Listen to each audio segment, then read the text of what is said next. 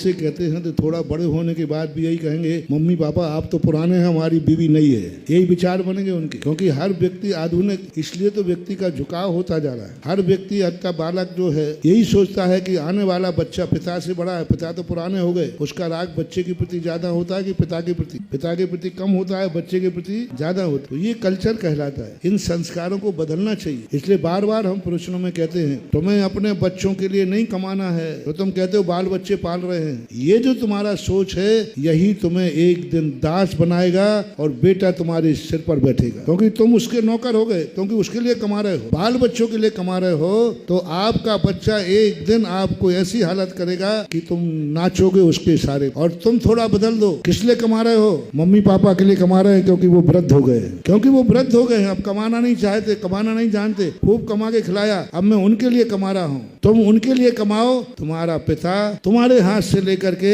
तुम्हारे बेटे को दे देगा तो वसीयत और प्रसाद बन जाएगा। इसलिए हमेशा संस्कार को, माता पिता अपना संस्कार उल्टा करें। आपने कहा कि आप बेटों के सामने कहो, भाई पापा क्या कर रहे हो? अपने मम्मी पापा के लिए कर रहा हूँ। तुम यदि बच्चों के लिए करोगे तो बड़ा होने के बाद वो भी कहेंगे हम भी बच्चों के लिए कर रहे हैं। एक बार हमारे पास एक केस आया, समय है, केस आया, वो बेटा अलग हो रहा है और मम्मी पापा से बहुत चाहते थे। तो उन्होंने कहा महाराज जी की बात मानेगा। तो मेरे पास आया तो बहुत रोने लगी, महाराज जी मैं इसको इतना चाहता हूँ ये अलग नहीं होवे। तो मैंने कहा बेटा मम्मी पापा इतना चाह रहे हैं तो क्यों अलग हो रहे हो, क्या तकलीफ है तुम्हें? बोले महाराज जी आपने भी फैसला कर दिया, मेरी तो सुनो। मैंने कहा बेटा बोल क्या है? बस मुझे महाराज जी अपने मम्मी पापा से पूछ के इतना बता दीजिए, ये अपने मम्मी पापा से अलग क्यों हुए थे, ये अपने भाइयों से अलग क्यों हुए थे? तो मम्मी जोर से बोली तुम छोकरों के कारण, बहुत जोर, तुम बच्चों के कारण हुए थे। हमारे ससुर सासू तो बहुत अच्छे थे, लेकिन तुम बच्चों का वहाँ भविष्य अच्छा नहीं दिखा, भीड़ में, बड़े परिवार में। हमारे भाई जेठ देवर तो बहुत अच्छे थे, लेकिन तुम बच्चों के कारण से मैं अलग हुई हूँ। पिताजी ने कहा हाँ महाराज यही बात है, इन छोकरों के कारण अलग हुए हैं। तो मैंने कहा देख ले बच्चा, मम्मी तेरे कारण।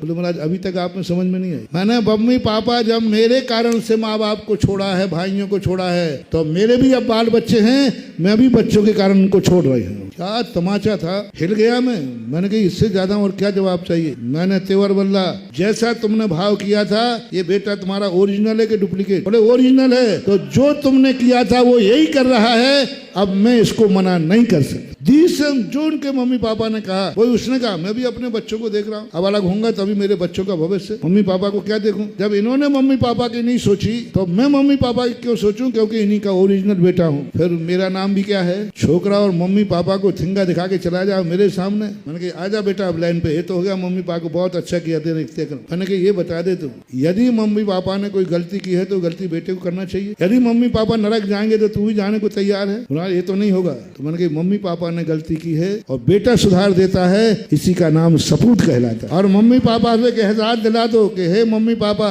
आपने बच्चों के मोह के कारण पूजनीय माता पिता को छोड़े हैं, लेकिन मैं ऐसी गलती नहीं करूंगा। मैं पूरी जिंदगी माँ बाप की पूजा करके उनकी सेवा करूंगा। 15 मिनट में उसको पानी भरवा दिया और उठ करके मम्मी पापा के पैर पड़ लिए। जिंदगी में मैं अब कभी नहीं छोड़ूंगा, लेकिन आपको गलती का एहसास करना पड़ेगा। तो ये भाव होता है। इसलिए आप लोग बच्चों को कमाना बंद करो, नहीं तो तुम्हारा बच्चा भी तुम्हें थिंगा दिखाएगा, वो भी अपने बच्चों को कमाएगा। तुम माँ बाप को कमाना शुरू करो तो बच्चा भी, वो भी तुम्हें कमाएगा, क्योंकि परंपरा जैसी चलाओगे वैसी ही चलेगी।